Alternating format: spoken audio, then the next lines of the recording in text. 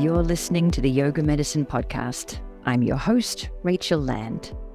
This podcast brings you information and resources to enhance the therapeutic effects of your practice based on a deeper understanding of anatomy, physiology, and the integration of modern science and research with traditional practices and experiences.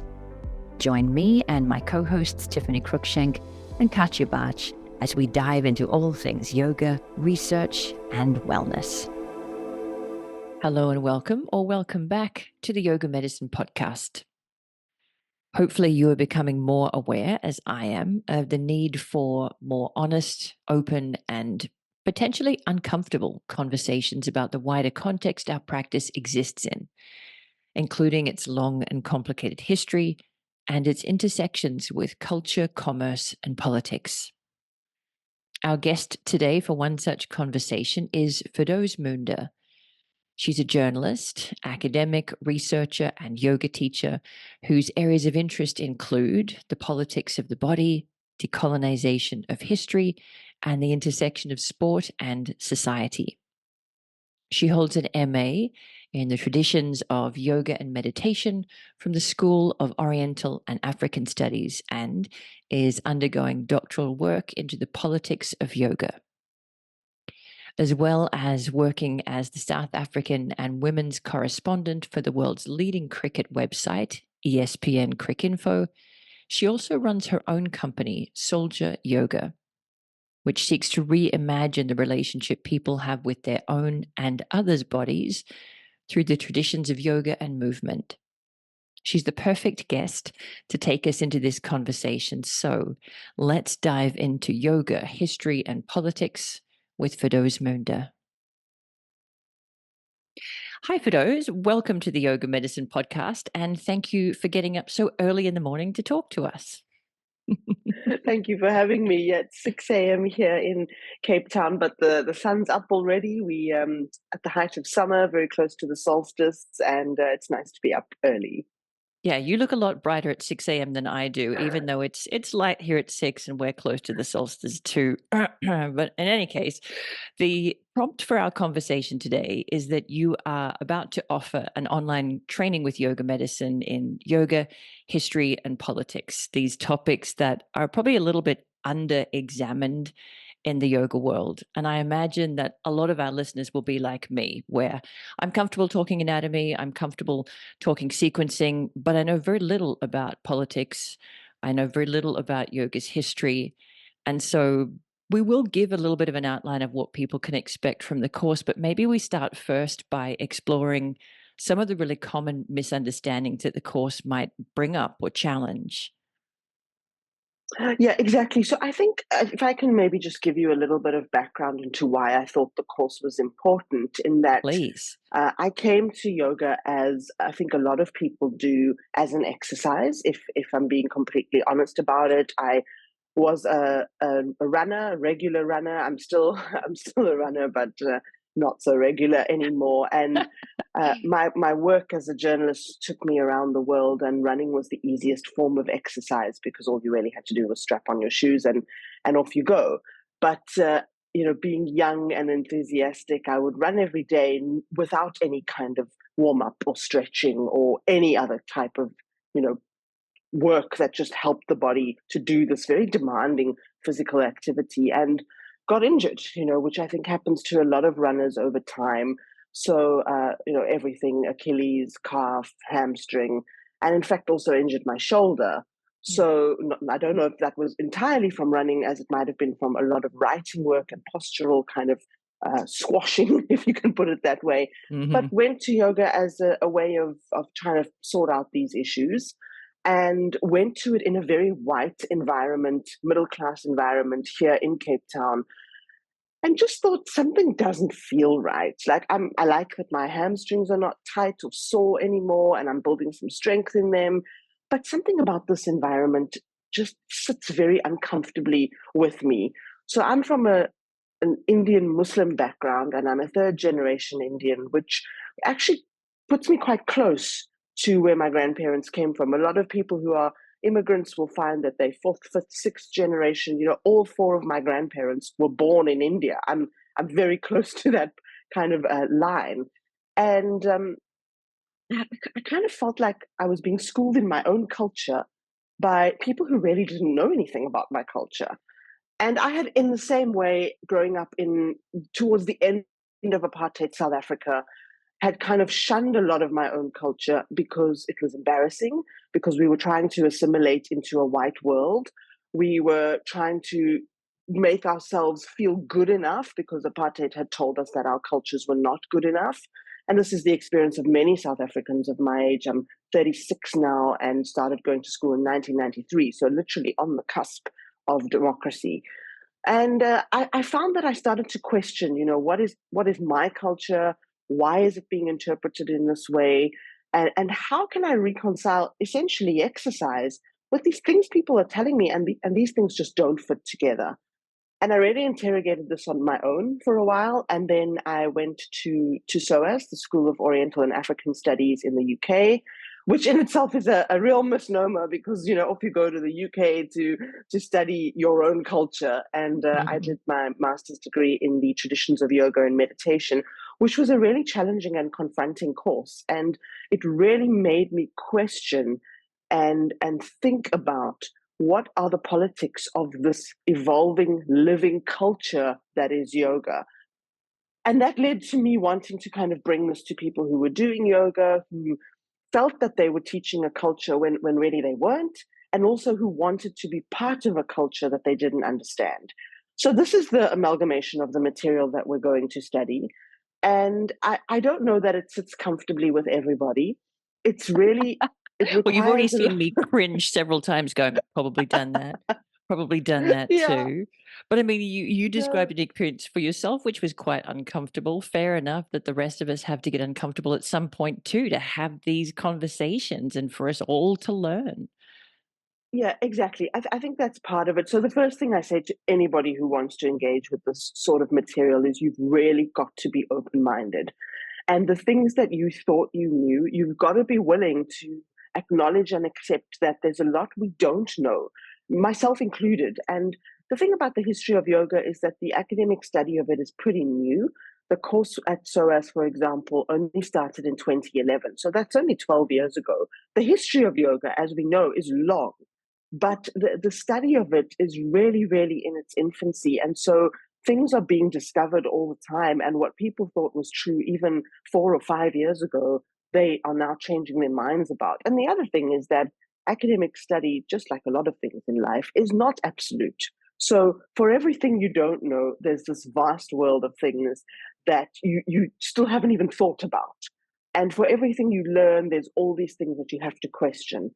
And that's really how I like to approach it. So I definitely encourage an open-minded perspective, and I'm fine with people not liking everything I say. That's my job. I'm a journalist, so most of the time I say things that people don't like, and that's okay. Not everybody has to like everything. Like, it's okay. Yeah, and I think this comes up in a lot of the other spheres that yoga medicine covers a lot more often. Like, you can't go into anatomy study with a closed mind because there are definitely some theories. There are some things that seem to be true or that seem to be true for the majority of people. But the more you learn about anatomy, the more you realize you don't know and the more individual variation you uncover.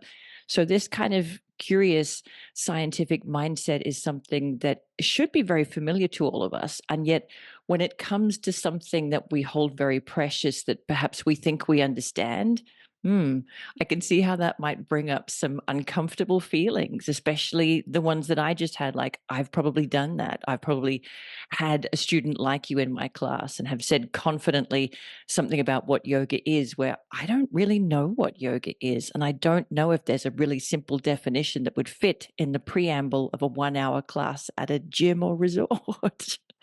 So Yeah, yeah. exactly. That's exactly the point. What you've articulated there is, in fact, probably the bulk of the material of a course like this, which is to just ask a very simple question: what is yoga? And I usually teach that as the first session on my 200-hour trainings.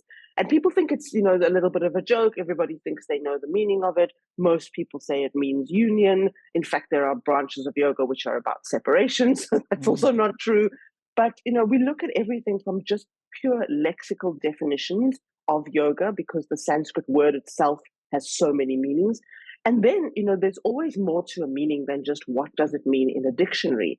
What does it mean over time? What does it mean to live it? What does it mean to people in India? What does it mean to people outside of India? India itself, and I don't like to talk about India in the yoga context. I prefer to talk about the Indian subcontinent because the Honestly, origins, it's huge, of and which there are there's many, billions huge, of people there. absolutely. How do you draw quick stereotypical definitions of India when it's massive and highly populous? But yeah, sorry, And it's carry on. yeah, no, of course. I mean, and the subcontinent is made up of 4 or 5 different countries. We have to acknowledge the origins, which are plural, of yoga in parts of Pakistan, for example. We have to acknowledge the Afghan contribution. We have to acknowledge Nepal, Bhutan. So there's a range of countries, and of course, India and Pakistan were one. Afghanistan to an extent as well. Partition was a traumatic event, which, for example, my grandmother's sister was somebody who had to flee during that time. That was around the time my grandparents came to South Africa.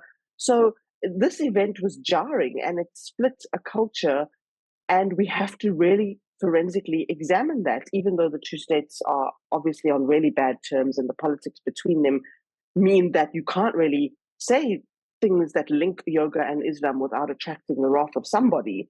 Again, that's also fine. You're allowed, people are allowed to be angry. Of course, there are good reasons why we don't want to anger powerful people too much.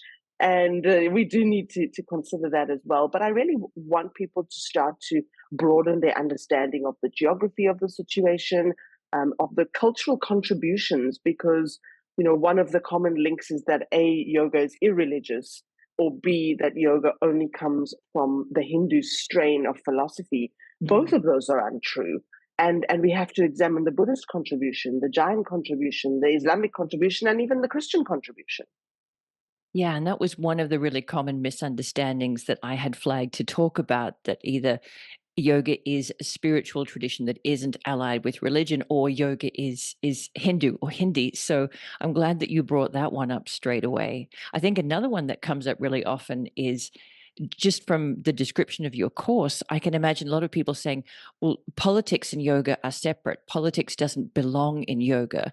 Yoga is a space that's free of politics. What would you say to that statement? Yeah, I mean, I would say nothing is separate from politics. Absolutely everything that we do and everything that we are is because of politics. And politics is not a bad word. Part of the great second wave feminist movement was that the personal is political, and that is why, as women, we have the right to so many things, including the right to choose what we do with our bodies. Not everywhere, of course. I realize that the audience that we may be reaching, women there don't have the right to choose anymore, and that is a huge discussion point.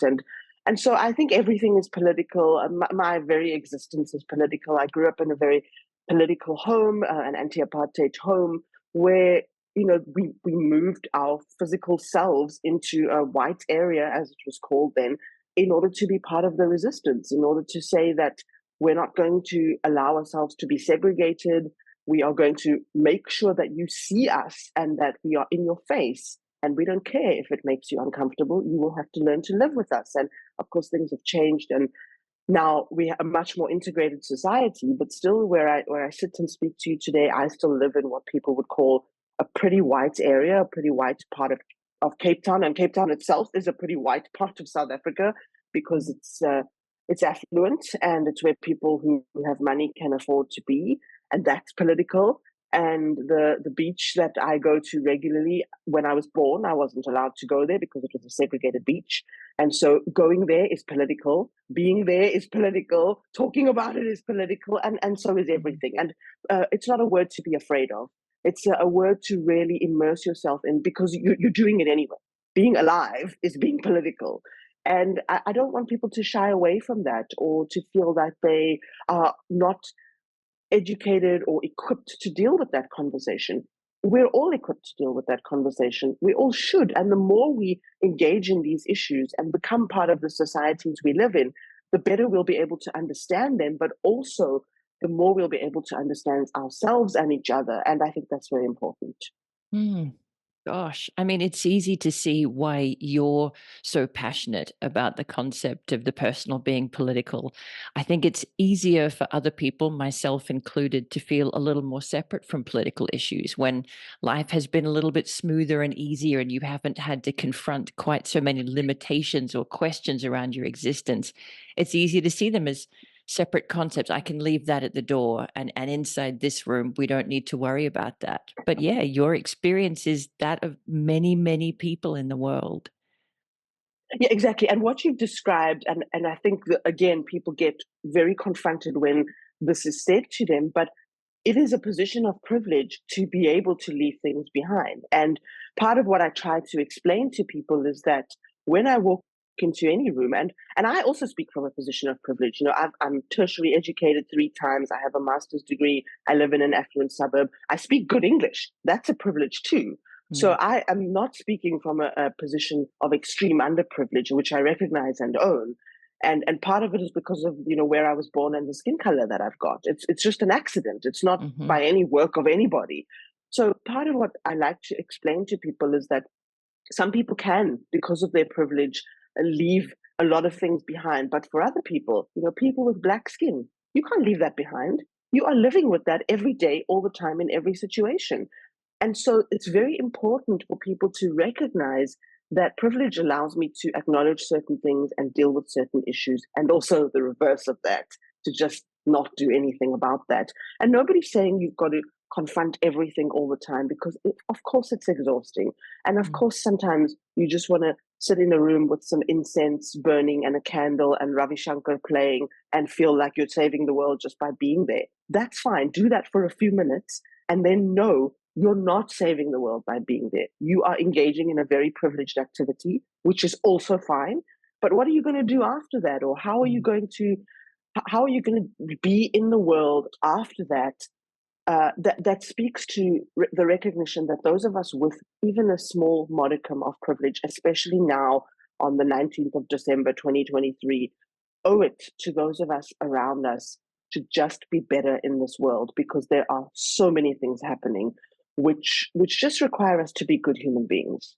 Mhm.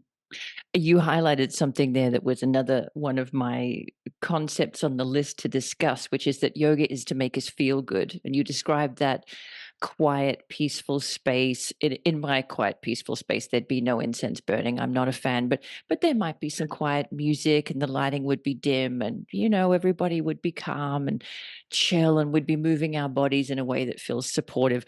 you know that's the yoga experience for a lot of us, for myself included. When I go to my mat, it is often to feel good. What do you say to that? Is yoga about feeling good? I'm guessing Yes, I not. think in the commercial kind of space now it is. And Yeah. again, I just want to say to people that there's nothing wrong with that. We all want to do something that makes us feel good. Even people in the worst situations in their lives. I live in a country where we have extreme poverty. We're the country with the biggest degree of separation between the wealthy and the people who just have nothing. And even those people, you will find, are what they want is to do something that makes them feel good, and that makes them feel that they are engaging in something that's a little bit for themselves. So even the worst shanty towns, even the most poverty stricken ghettos, people, you'll see them putting a little flower there. You'll see them trying to make things neat and beautiful and pretty. And all of that is fine. And if it makes you feel good, that's fine. But I think what yoga has been over time is a degree of uncomfortableness in the self exploration, and an understanding that really interrogating things, whether it's yourself, whether it's the situation you're in, whether it's the place you're in, really that type of process is not about feeling good. A lot of the ancient yoga practice was about asceticism, so giving up things. And one of the things people gave up a lot of the time was food. So extreme fasting. Extreme fasting does not feel good. I'm not an extreme faster, but the Muslim tradition, people fast for 30 days every year in the month of Ramadan. Having done that a lot as a child, I can tell you it is an extremely uncomfortable thing to do. To Mhm. not eat or drink from sunrise to sunset is actually really not fun. And you get through it because you have to, and your mom's told you that this is what you have to do, and you're doing the great service to God by doing it. But honestly, there's nothing nice about it. And I understand the spiritual process and the reason that people do it. But a lot of the ascetic yoga practice, whether it's being very still, standing on one leg for an endless number of hours, in order to really put yourself through hardship, these things are not about feeling good. Modern yoga and what we've created today is about feeling good, perhaps because there are so many things that make us not feel good. Mm-hmm. But the actual development of the practice was never about feeling good. And I just want to add a caveat to that, in that I'm not against people doing things that make them feel good, because there really is nothing wrong with that. The other thing I want to say to that is that yoga is not the only thing that can make us feel good. And so a lot of times people will say, I'm a much more tolerant person because I do yoga. To me, I don't. I think that we're making a link between two things, and we're taking it too far. You'll find that any activity that you do with discipline and routine and a degree of seriousness will do that to you. If you're a regular runner, for example, I always tell people my first form of yoga is running, because I have to breathe. I have to think about how I'm breathing. Otherwise, I'm going to get a stitch. I have to concentrate very hard that I don't fall over, depending on the situation that I'm running in. And if you do that regularly with a lot of discipline, it builds tolerance, it builds resilience, it builds endurance. Any activity will do that for you. And so we like to think that it's the yoga that's helping us. And for a lot of people, that's the thing that brings them to a place where they can do activities that require a lot of concentration and focus and silence and all that sort of thing. But anything you dedicate yourself to will do that for you. And so we just need to consider, is it really this, or is it that for the first time in my life, I'm actually doing something without distraction? And therefore, can I do something else without distraction? And that's the kind of critique and level of thought that I'd like people to have. Yeah, it's as if we're simultaneously making yoga less than what it has been historically, but also more than it needs to be right now, today. Yeah. It's simultaneously Exactly. holding less That's a than good and way. greater than. Yeah, interesting. And what about the concept that I hear a lot of teachers say a lot, which is yoga is for everyone? It certainly wasn't historically for everyone. I wouldn't have been allowed to No, practice yoga absolutely back in not. the day, and probably you wouldn't have been either. So what do you say to that one? Yeah, it's a very interesting change that we've seen, and a very recent change from about the 1950s onwards, where yoga was really an elite male preoccupation through most of its history, basically until it moved west. We have examples of women engaging in the yoga practice, whether that be in a tantric practice, which would have been from around the 6th century of the Common Era, asana practice from the 11th century onwards.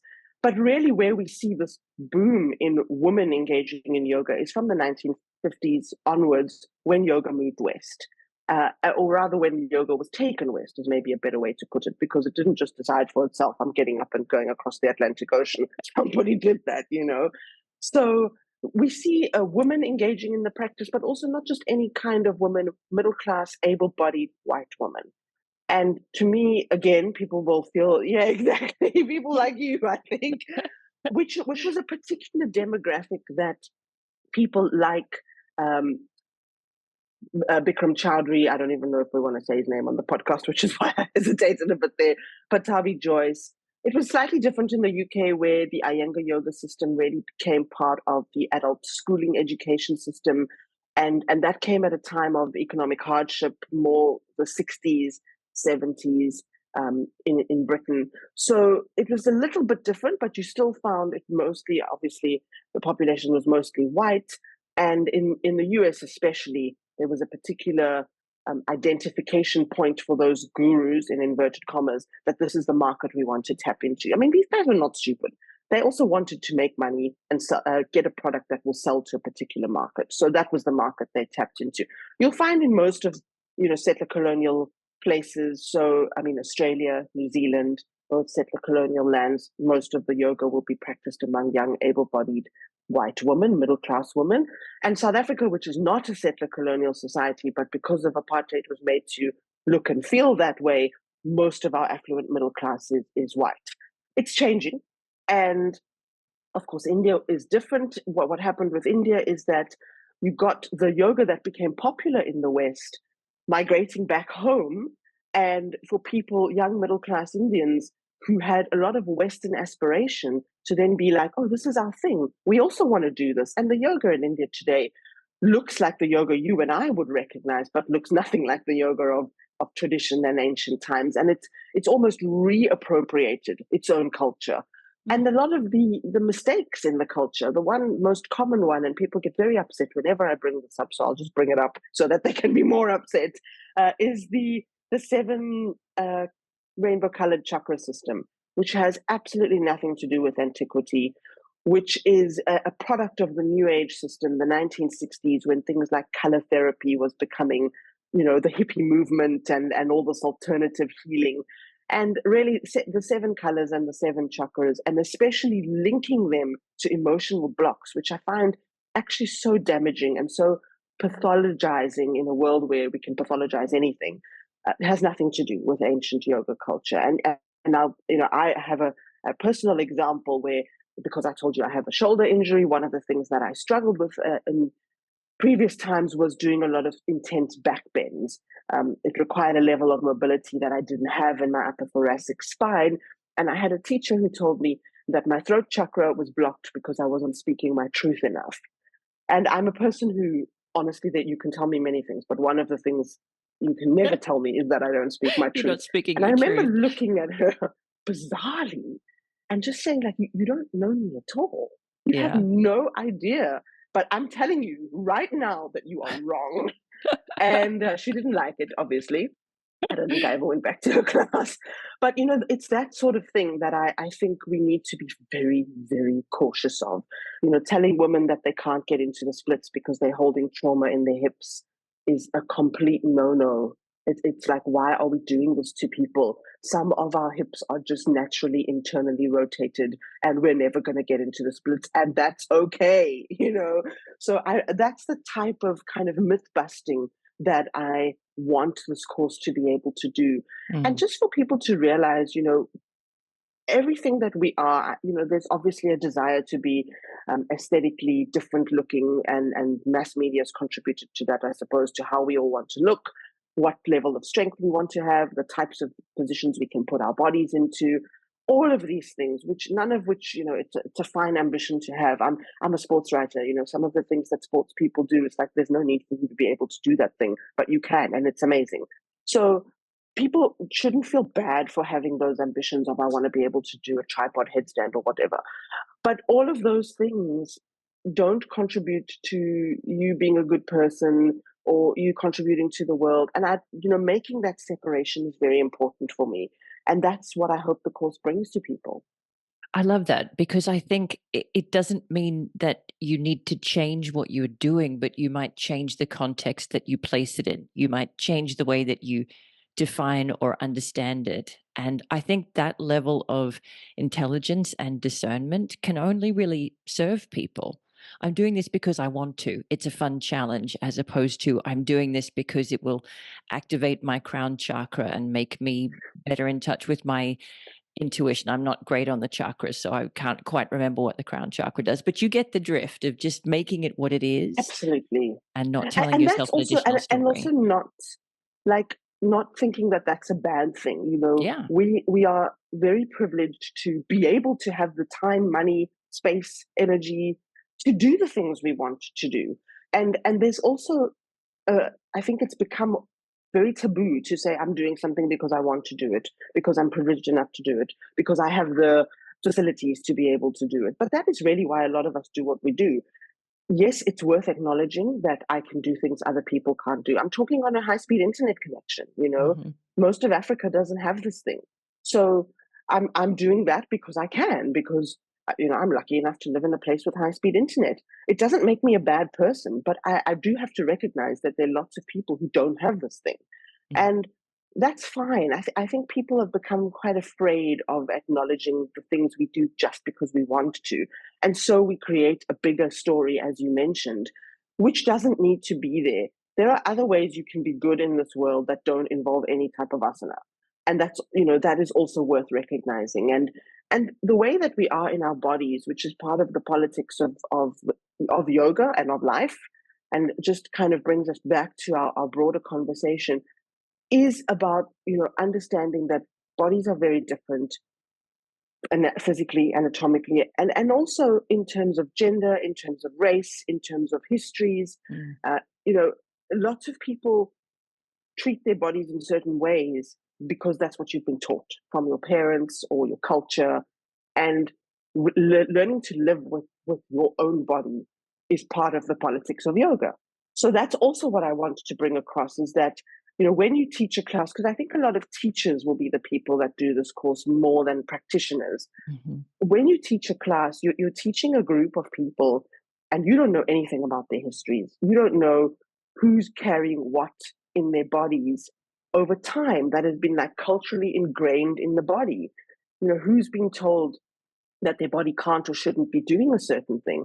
And you've really got to kind of keep that somewhere in your head when you're teaching that class. I know it will make it quite confronting and complicated, but what you see a lot of the time, especially among young teachers, and most teachers are quite young these days, is that they will just cue these random things in class and like throw out some Sanskrit words and then say, and now we're going to get into the splits. And a lot of the time, the people whose bodies can do that are former dancers and people with a lot of training, gymnastic training in the body, people who grew up with movement as part of their lives. People who didn't will kind of be looking around and be like, oh, I can't do that. And why can't I do that? And then start to feel really bad about themselves, instead of teachers actually anatomically going through how you can get into this position, whether you even want to get into this position, because you may find people don't actually want to do it. So that's also the politics of yoga. Yeah. Yeah, I think that's a really important point. And I think this is an area where hopefully yoga medicine teachers are a little more comfortable and familiar that bodies vary, experiences and beliefs vary. And so it's important when we teach to create space for exploration, curiosity, invitation, as opposed to determination. And that doesn't mean that you always need to be comfortable. There's a real benefit to be found in investigating the uncomfortable. But, going into investigate a pose that's uncomfortable is quite different from, well, I've got to get to splits, because clearly that's part of the practice and that's painful for me, but I'm just going to keep on trying and, practice with practice, all will come. Yeah. Sometimes that's true. And many times it isn't. Exactly. So the physical aspect of yoga, which is in itself very political, because it's about ability, physical ability. It's about recognizing who's able to do what, and knowing that not being able to do something is maybe a function of anatomy, maybe a function of some sort of fear. Maybe it's just the way it is. Maybe it doesn't matter that much. Mm-hmm. And the physical part of yoga, I always found very intimidating, to be honest with you, because I guess having come to it as a runner, the first and most obvious thing I couldn't do was forward fold. Most runners can't, and it takes and you wonder kind of, why is everybody else just like in half, So and easily I folding in can't half. even. Yeah, exactly.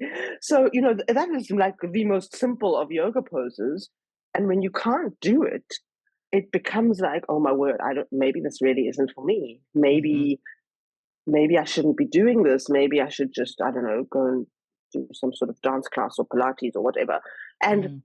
And I think just understanding that as well is part of what this course hopefully will do, and just open people's minds to, what is it like? What is the experience of being in a female body, which I think most of our teachers and practitioners will be that.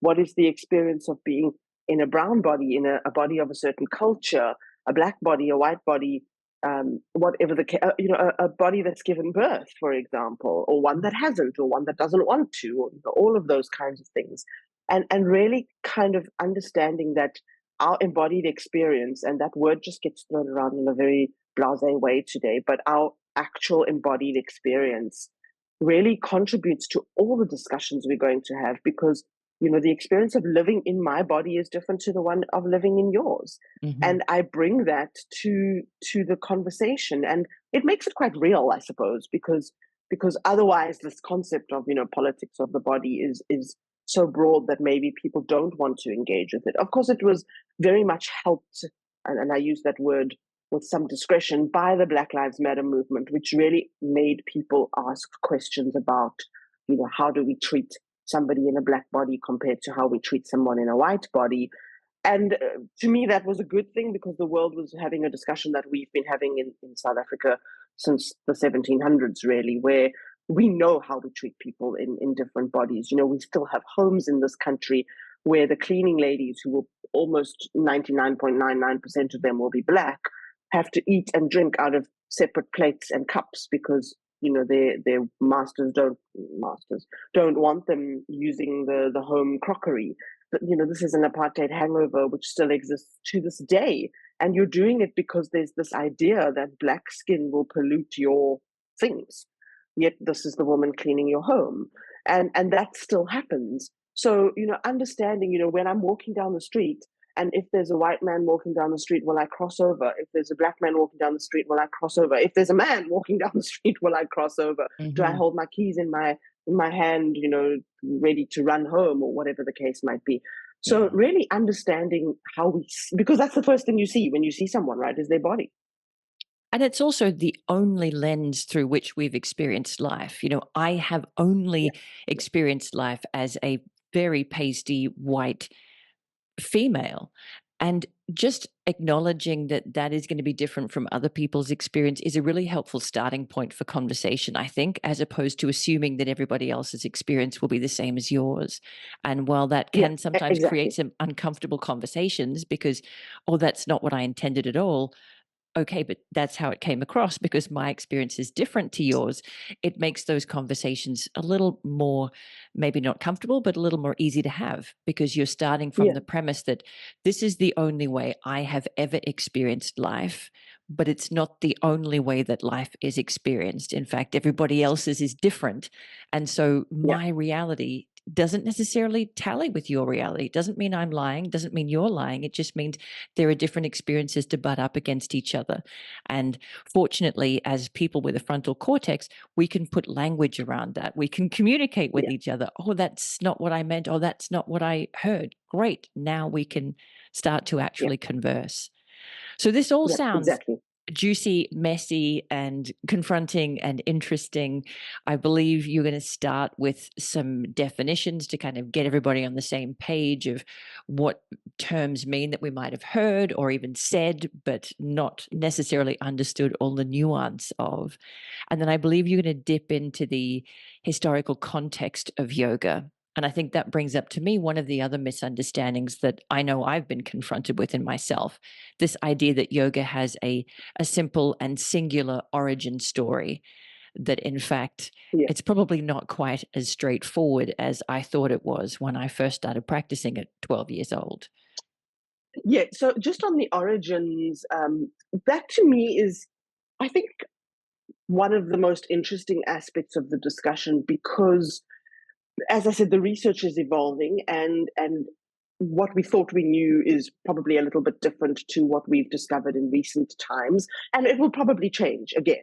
So that is why I think the reason that the course needs to be updated frequently is there, because as research changes, obviously the material needs to change. I mean, what we kind of can say with relative certainty is that the first signposts that something like yoga existed come out of the geographical area, which today is Pakistan, which is a real interesting thing to think about, in that we wouldn't say that normally. Nobody says yoga originated in Pakistan, right? And it would probably be quite a controversial thing to say. Once we look at then the cultural influences on yoga, but also the cultures which yoga has influenced, we start to see a real fusion and mix of different religious ideologies. So we spoke a little bit earlier about the contribution of Buddhism, Jainism, Islam, Christianity, but also different cultural movements like the physical culture movement, which was a European movement that emerged in wartime about building strong, capable bodies that could go and fight in battle. So that is also something that's influenced yoga. And just to not tie ourselves to any of these things. I mean, unless that is actually the religion that you follow, in which case you can continue doing that, but you can still have a really open mind about the other religious movements that influenced yoga. So trying to move away from the idea of ownership and that one religion owns yoga, one group of people owns yoga, and rather looking at it as like all these different things contributed to the development of this practice. I guess what we see in a lot of the yoga world is religious Hindu iconography. So, I mean, I don't know what you see in the studios around where you are, but we've got a lot of, whether it's Shiva statues or Kali statues some of the time. And there's that pull towards this is a Hindu practice. Of course, the political situation in India, the idea that we've got a Hindu nationalist party in power and a Hindu nationalist strongman leading that discussion means that there's almost a usurping of yoga by the Hindu movement, which is in a way very dangerous. And it's something we need to guard against. And it's also something we need to make sure we don't perpetuate. So something like chanting, I think, would come into a discussion like this, because a lot of chants which maybe have a historical meaning are being weaponized and used as part of the Hindu nationalist movement. And I've had this discussion with yoga studios here in Cape Town.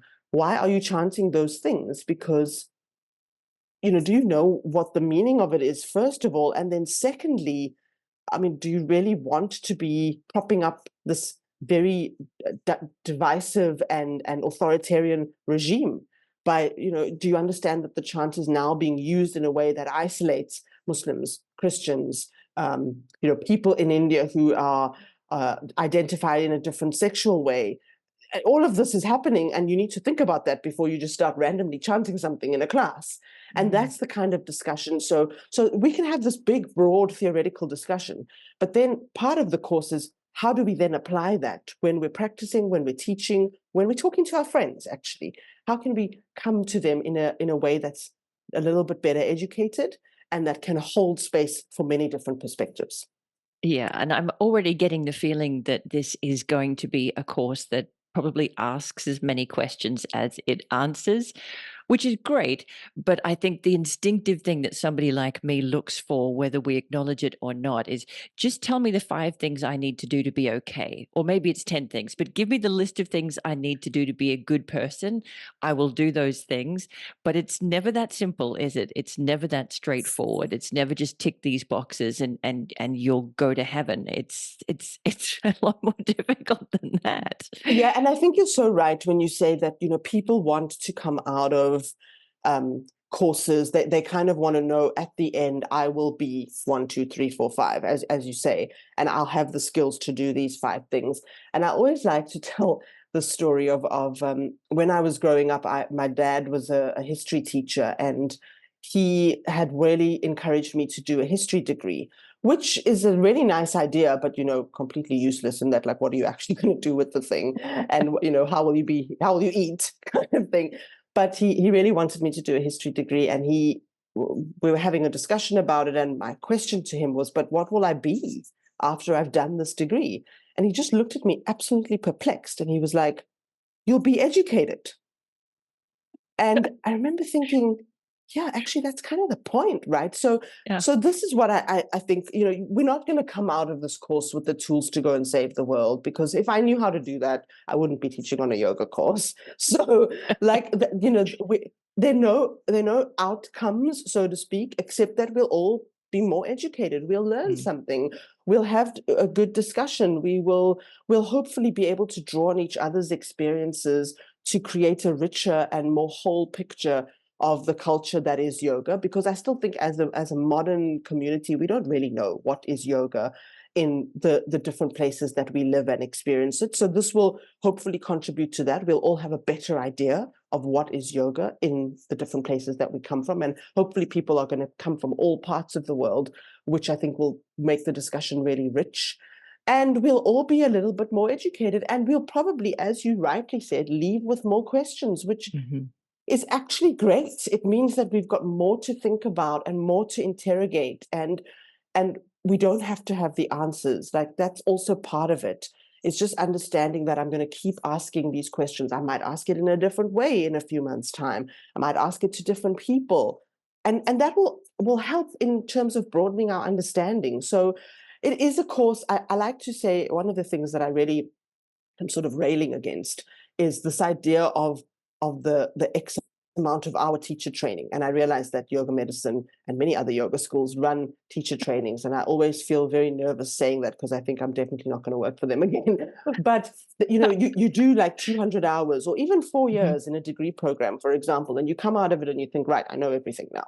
I'm ready to go and, spread this knowledge in the world. But you only started. You've only got like a little bit of information. It's the beginning. It's not the end of something. So I always say, part of the reason I don't want to like give, and obviously this course does have a certain number of hours, but give a time-based or a number-based like limit on things, is that it makes people think that I'm done. But actually, we're not done. We're just in the beginning of something. And so one of the things which I started in the pandemic, which I really enjoy running, is an ongoing discussion forum where there is no end. You can come on this month and you don't have to come next month, and you join for a bit, whatever the case is, but we're never going to stop having the discussion. There is no beginning, there is no end. We will continue discussing every month till forever. And we'll all, and that's the point. It's just to enjoy being part of the conversation. Yeah.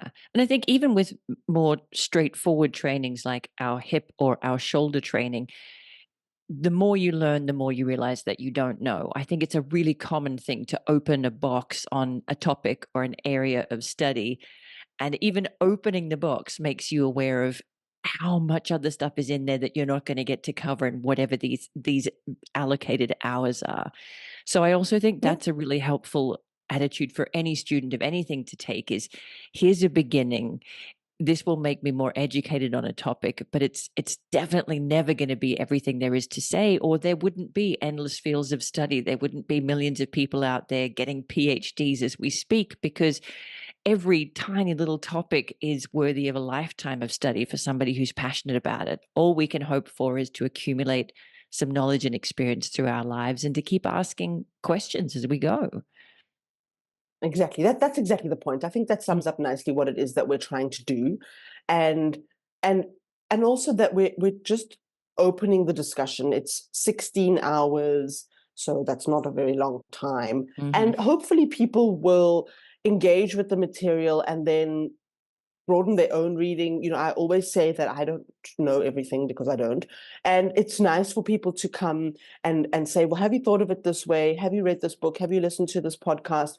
So a lot of the material won't seem like yoga, but there, as we've said, yoga's got so many different definitions, and you can really apply anything to a situation and say, we're using this to look at yoga in a certain way. And one of the things that I like to cover, and I really recommend people think about this, is how do we look at colonization? You're talking from, is it New Zealand or Australia? I think you're in New Zealand. It's New Zealand, but I time grew is up in very far Australia. away. Yeah, and pretty similar colonial histories. Yeah, exactly. And interrogate. So yoga, just like a lot of things, is a product of colonization. Its journey across or out of the Indian subcontinent and to other places is the story of colonization, really. Many things, it sounds like a very kind of overused topic, but many things that we talk about today, we have to start somewhere in colonization, because that is the cultures that we live in, and especially in the Commonwealth, and especially in places that have still got that history to them. So acknowledging that as well is important. Looking at what did colonization do to yoga? What did yoga do in terms of the fight against colonization, if anything? And then, what is it doing? Because we still live, in my mind, in a very neo-colonial type of society, and our colonizers are money, basically, So what is yoga doing in a capitalist sense? And there's a lot. I also say to people that, I wouldn't teach the course for free. If I'm being honest, I really wouldn't, because I have to eat. It's my time. So there's also nothing wrong with that. That's the other kind of myth of yoga. I'm just doing it because I really like it. No, I mean, that's great, but you're not. I wouldn't do any of the work I do for free, because that's not, in fact, we don't live in a world where I can afford to do that. And where anyone can afford to do that. So, acknowledging the impact of capitalism on yoga, I think, is also important. and capitalism on everything, I guess, is important. Mm-hmm. And just understanding, like, what does it do to a culture when it's tied up in this relationship with money? Yeah. And I think we have to acknowledge the world that we live in, the realities that we live in, but that doesn't mean that we can't talk about them, ask questions about them, look at them Yeah. critically. And I think your course sounds like a really interesting starting point for people who maybe haven't done so much of that before, or for people who have and have something to bring to the conversation. Yeah. Is there Yeah. anything else that you want to share about the course that will kind of get people intrigued or to clarify their expectations? Yeah, I guess what I would say to people is that maybe the question that would be coming up, because I always like to, in a discussion, say, like, I've told you all these things. What is your next question now? Where is your, because that should be what's coming up, is now I've got another question. So the question a lot of people would have with a course like this is, why should I do it if I'm a yoga teacher or practitioner? Because you would think that the level of education that most yoga teachers and practitioners want to engage with has a lot to do with the science, the anatomy, the physical, and if they are interested in the history and philosophy, as you said earlier, they want it to be a kind of, this is how it started, then these 5 things happened, and this is how it ended. Mm-hmm. That's not how history works ever. And why you should do this is because you should be interested, and I don't like telling people what they should be, but I hope that you are interested in the way that something has developed over time, which you do today in one iteration, which is not the iteration that it was even done with 10 years ago, because that's how quickly things are changing in the modern age, right? And you want to know, hang on, is this always how it was done? Why was it done this way? Who was doing it? Who could do it? Who couldn't do it? Who was being included? Who was being excluded? And if I know all this stuff, will I be a better teacher of a headstand? Probably not. It's not going to change that dynamic. But what it will do is it's probably, hopefully, going to make you a better thinker. And being able to think better, being able to ask good questions, being able to critique and have that kind of mindset is helpful in any life situation. So, I moved a bit away from teaching physical yoga classes just because I think when the pandemic came, I thought, there's so many people on YouTube that the world really doesn't need another person saying, now put your right foot forward and lunge deeply and whatever, but and also because to me the physical practice is extremely personal. It's something that I want to do on my own without many other people around me, which is also why doing yoga on Zoom was quite nice, because you're not in this space in a classroom situation or studio situation where everyone's looking at each other and the teacher says get into a forward fold and the girl next to you is in a headstand and you're like, but what's going on now, kind of thing. So I enjoyed that, and I'm kind of moved away from that and more into this real interrogation and intellectual understanding of yoga as a culture, as a living culture, and as something with history. But history is not that thing that happened in 1950 whatever. It's what we live with, it's what we engage with all the time. And I hope that people come to this thinking, I just want to know a little bit more about us as people, about how we evolve, about how we live, about how we think about things. And so, yes, there's obviously a yoga element to it, which ties everything together. But this is really just about the history of being a human, I guess. And I hope that people come to it with that in mind and leave thinking, oh, I want to know a little bit more. I want to think about this in different ways. So that's my hope for the course, and it's obviously open to absolutely everybody who wants to be part of it. I think a lot of teachers will benefit from it. I think a lot of practitioners will benefit from it, and I think I will benefit from it, which is also important because I like to hear other people's perspectives on things too. Yeah, I think as a teacher who I've definitely said things along the lines of ancient yogis believed or yoga is. And just to examine some of those statements Yeah. is that actually true? Did they actually believe that? Is that actually what yoga is? Can only make me a better teacher, even if in the short term it gives me less to say, which is always the challenge as a teacher to be like, well, now what do I say? Maybe now you don't say anything for 10 seconds. Always my challenge as a yoga teacher. And Which is investigate the less is silence. more, less is more. People always say, I mean, part of my job, I work in broadcast, and the tendency is to want to talk a lot, but actually talking less is more powerful. And it's a skill. It's a real skill. It's a tough one to develop. I mean, I talk a lot, as you can see. So as you say, being able to just not say something, or the most powerful kind of 3 words, which not enough people use, much less yoga teachers, is I don't know. So when somebody says, was yoga blah, blah, blah, blah, blah in the past, I don't know, because I wasn't there in the 12th century. I really don't know. Sorry. Yeah. And just being okay with that, being okay with I don't know, we're not sure. The history hasn't got to that point yet, or we're still learning about this. And really, I think part of, if there is one takeaway from the course that I would hope people get, it's the comfort in being able to say we don't know, and being okay with that. And no one's gonna, the world's not gonna end. You're still gonna be a good yoga teacher, or you're still gonna be a routine practitioner, or whatever it is that you're doing. You just don't know the answer to this small thing. Okay, carry on. And really, for people to learn to cultivate that way of speaking, which part of my courses, I know that I've spoken a lot on this podcast, and I do speak a lot in the course as well. But then, because it's 2 hours, I get quite tired at some point of talking, and then I want other people to speak. And I really want people to be able to find their voices and use them and speak. And even if you say something which sounds silly, I say silly things all the time. It doesn't matter. It's just talking on a Zoom forum. You will learn and cultivate that skill, which is also very important. Oh, I love that. Well, that sounds interesting. It sounds intriguing. And it sounds like we could all benefit from just cultivating that concept of an open mind, an open heart, and being willing to live in the I don't know for a little while, maybe forever. Probably forever, yes.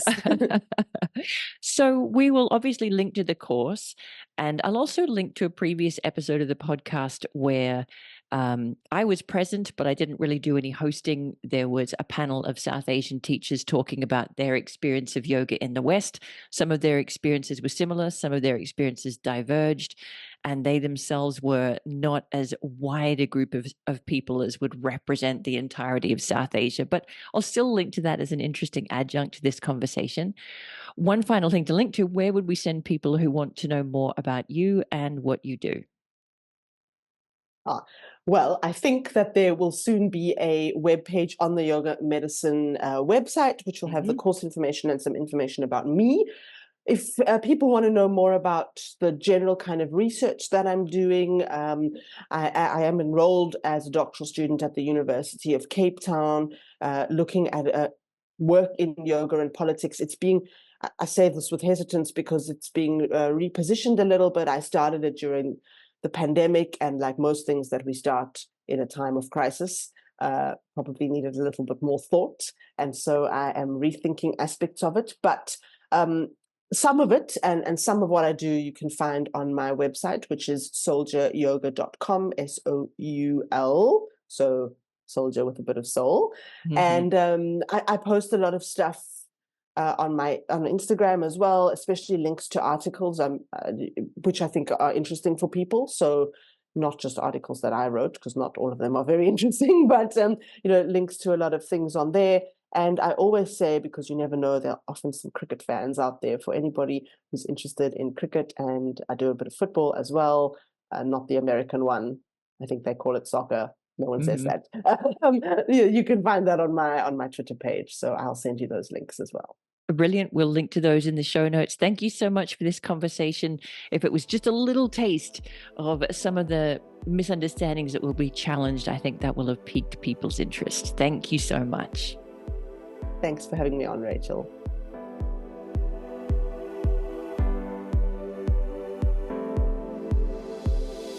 Thanks for listening to Yoga Medicine. If you liked the show, be sure to subscribe and leave a rating and review on Apple Podcasts or wherever you listen to podcasts. And if you got something out of this episode, please spread the word and share it with a friend. You can find more information, articles, trainings, and classes at yogamedicine.com. Check us out on social media as Yoga Medicine, or you can email us at info@yogamedicine.com. Thank you for being part of our Yoga Medicine community. The content of this podcast is not medical advice and is not meant to replace medical care. Please consult your healthcare provider to determine what is best for your unique healthcare needs.